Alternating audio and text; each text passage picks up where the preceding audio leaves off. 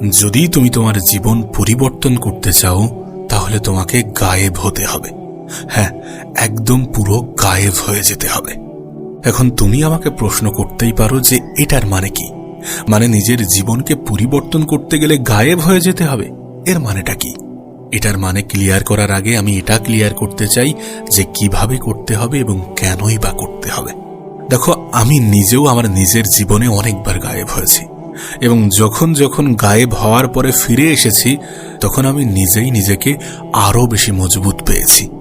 সত্যি বলতে, তুমি যখন একটা সপ্তাহ, একটা মাস বা একটা বছরের জন্য গায়েব হয়ে যাবে, দেন তারপরে যখন ফিরে আসবে তখন তোমার আশেপাশের মানুষগুলো না পুরোপুরি অবাক হয়ে যাবে। আমি জানি না তোমার ওই আশেপাশের মানুষগুলো তোমার কাছে কতটা ম্যাটার করে। ম্যাটার করুক বা না করুক, তোমাকে এটুকু বলতে পারি যে তুমি নিজেকে নতুন রূপে পাবে। আর সত্যি তাই, নিজেকে মজবুত করে, নিজেকে শক্তিশালী করে ফিরিয়ে আনার জন্য না কিছু সময়ের জন্য গায়েব হয়ে যাওয়াটা প্রয়োজন। এখন সর্বপ্রথম যে প্রশ্নটা আসে সেটা হচ্ছে গায়েব কেন হতে হবে, মানে নিজেকে আলাদা কেন করতে হবে? এটার সব থেকে বড় কারণ হচ্ছে, যদি তুমি সেই পরিবেশে থাকো যে পরিবেশে এতদিন ধরে ছিলে, যে পরিবেশ তোমাকে এতদিন ধরে ইনফ্লুয়েন্স করছে, সেই পরিবেশে যদি তুমি এখনো থাকো তাহলে তুমি নিজেকে পথভ্রষ্ট, দিকভ্রষ্ট, ডিপ্রেশনের মধ্যেই পাবে। দেখো, তুমি এই ভিডিওতে এসেছো তার মানে তুমি পরিবর্তন হতে চাও। এখন তুমি নিজেই নিজেকে প্রশ্ন করো তো যে তুমি কেন পরিবর্তন হতে চাও? তুমি পরিবর্তন হতে চাও তার কারণ যে জীবন তুমি কাটাচ্ছ সেই জীবন নিয়ে তুমি স্যাটিসফাইড নও। তুমি মনে করো যে তুমি এর থেকে অনেক বেটার জীবন ডিজার্ভ করো।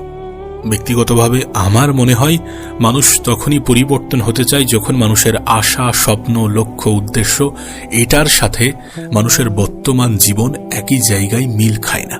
মানে আমি যেমনটা করতে চাই, আমি যেমন জায়গায় পৌঁছাতে চাই, আমি যেমন কিছু হতে চাই বা যেমন জীবন পাওয়া আমার স্বপ্ন, সেই সব কিছুর সাথে আমার বর্তমান জীবনের মিল খাচ্ছে না। এই কারণটার জন্যই তো মানুষ মেনলি নিজেকে পরিবর্তন করতে চায়। এখন যদি বিষয়টা এমনই হয় তাহলে এই পরিবেশ, এই কিছু মানুষ, এই কিছু এনভায়রনমেন্ট থেকে নিজেকে আলাদা করা কি প্রয়োজন নয়? নিজেকে সেপারেট করা কি প্রয়োজন নয়? নিজেকে ডিসঅ্যাপিয়ার করা কি প্রয়োজন নয়? নিজেকে গায়েব করা কি প্রয়োজন নয়? সত্যি বলতে, তুমি যখন তোমার জীবনে কোনো জিনিসকে অনেক গভীরভাবে অন্তরের অন্তরস্থল থেকে চাও এবং সেটাকে পাওয়ার জন্য তুমি তোমার 100% দিতে চাও, তখন তোমাকে গায়েব হতে হবে। আমরা যতক্ষণ না পর্যন্ত ডিস্ট্রাকশন ছাড়বো ততক্ষণ পর্যন্ত ফোকাস করতে পারবো না। ফোকাস করার জন্য ডিসঅ্যাপিয়ার হওয়াটা, গায়েব হওয়াটা প্রয়োজন।